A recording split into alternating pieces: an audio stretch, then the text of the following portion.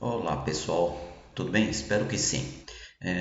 Antes de iniciarmos, inscreva-se no canal, compartilhe com seus amigos, seus colegas, já deixe o seu like aí, seu comentário e siga o que me coloco no Facebook, minha página, ok? Vamos lá. Hoje vamos continuar a ver sobre interação intermolecular e as propriedades físicas das substâncias, essa relação. Vamos ver também o que é tensão superficial e a solubilidade dos gases, tá? Estão curiosos? Então, vamos lá então. Tensão superficial. Tensão superficial trata-se de uma formação de uma fina película sobre um líquido, devido à desigualdade de atrações entre as moléculas que a compõem. Então, vamos ver aqui. Aqui está se formando então um recipiente, não pode estar no espaço sem um anteparo, senão cai e quebra, não é? Como eu sempre digo. Então, um anteparo aqui, como se fosse uma bancada, e nós temos esse recipiente. O nosso exemplo aqui do líquido é a água, tá? Então, o que é que nós temos? Nós temos a superfície da água, então nós temos água até aqui, né? As moléculas, tá? Então, até aqui embaixo temos todas as moléculas de água, né? E aqui está representado as moléculas de água. As moléculas de água, elas estão com a força de atração entre uma e outra, que é a ligação de hidrogênio, que é uma ligação forte, né? Então, aqui da direita para a esquerda, nós temos as ligações de hidrogênio, né? E aqui para baixo também as ligações de hidrogênio. Então tem ligação de hidrogênio para cá, para a direita, para a esquerda, né? Para baixo e as de baixo com as de cima, tá? Só que essas que estão aqui em cima já não tem mais com quem ter atração, porque acabou, certo? O que temos aqui é a superfície agora. E essa superfície, é nessa superfície que forma essa fina película, que é a tensão superficial, no caso aqui da água, tá? O que ocorre?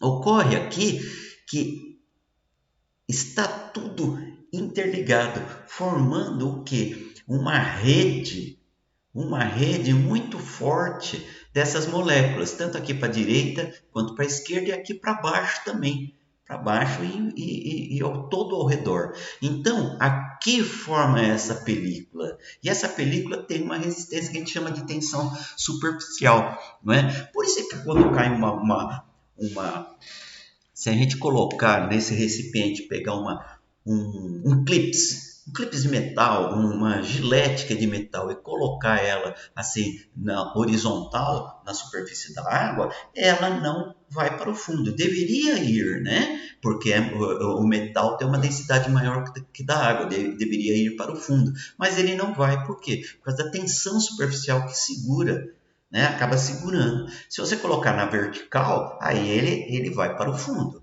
mas na horizontal ele não afunda, né? A tensão superficial da água em contato com esse material, né? A gilete ou um clips, tá certo? E tem outros exemplos também, né? Como um inseto que acaba caminhando por aí pela água também, e ele não afunda por causa disso, né? Tá certo? Ok. Vamos agora aqui, né? Olha, a força direcionada no interior do líquido, certo? É o que está acontecendo, tudo para baixo.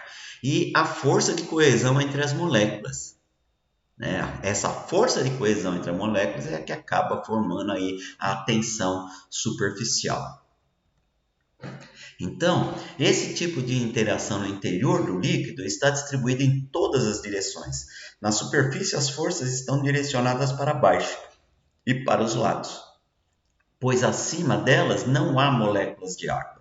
Isso faz com que as moléculas da superfície fiquem mais coesas, criem uma película elástica que é a tensão superficial. Agora, vamos ver pressão de vapor. Para entendermos, tá? Para entendermos depois essa relação da pressão de vapor com pressão atmosférica, tá certo? E até chegarmos lá na solubilidade dos gases. Vamos lá. A tensão de vapor é a pressão máxima de vapor de uma substância é a maior pressão que seus vapores exercem em determinada temperatura. Tá? Então, a temperatura influencia aí. Vamos lá. Pressão atmosférica é o peso que o ar exerce sobre a superfície terrestre. Sua manifestação está diretamente relacionada à força da gravidade e à influência que essa realiza sobre as moléculas gasosas que compõem a atmosfera. A pressão atmosférica em relação à altitude, né? Então, quanto maior a altitude, menor é a pressão atmosférica. Por quê? Porque daí vai ter menos atmosfera, né? Ao nível do mar, a pressão atmosférica é maior. Conforme a altitude aumenta, vai diminuindo essa pressão atmosférica.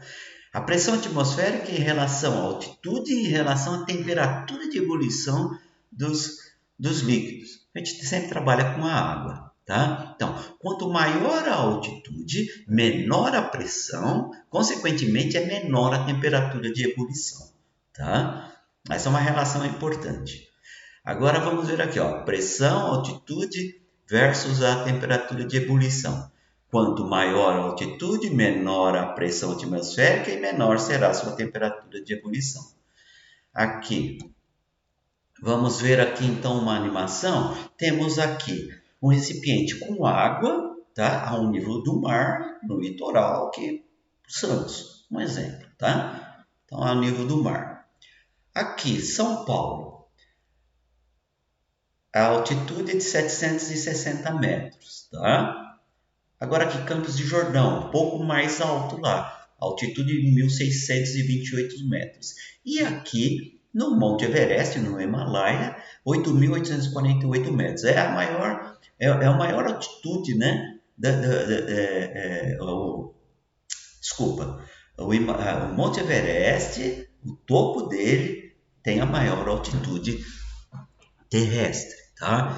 Então, nessas diversas altitudes, essa pressão vai ser diferente e a temperatura de ebulição também. Então, a pressão atmosférica, né, ela vai diminuindo conforme vai aumentando a altitude, tá? E a temperatura de ebulição também vai ocorrer isso. Perceba no termômetro, né? Termômetro, água a 100 graus, ela entra em ebulição.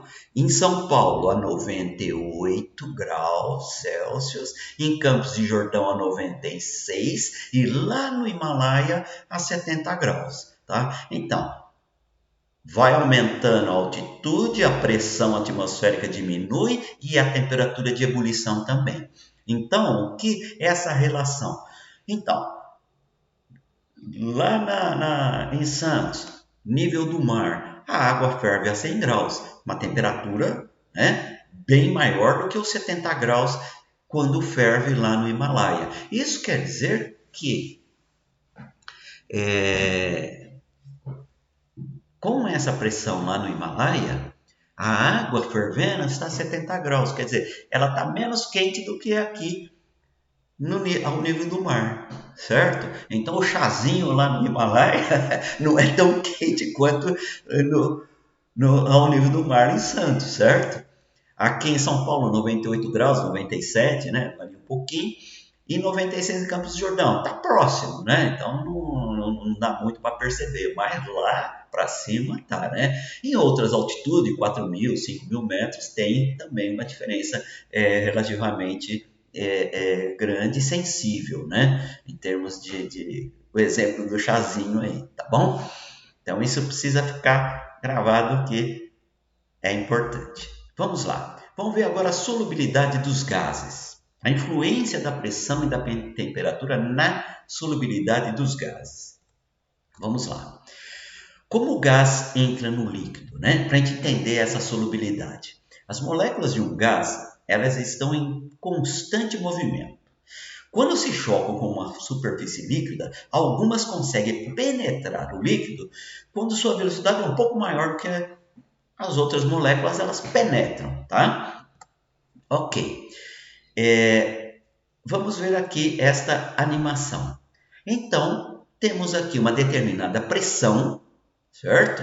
Você percebe que temos aqui, fora do líquido, algumas moléculas, né, de gás, e aqui dentro já temos algumas que estão no líquido. Então, elas estão dissolvidas aqui no líquido. Ela penetrou, ela está dissolvida no líquido.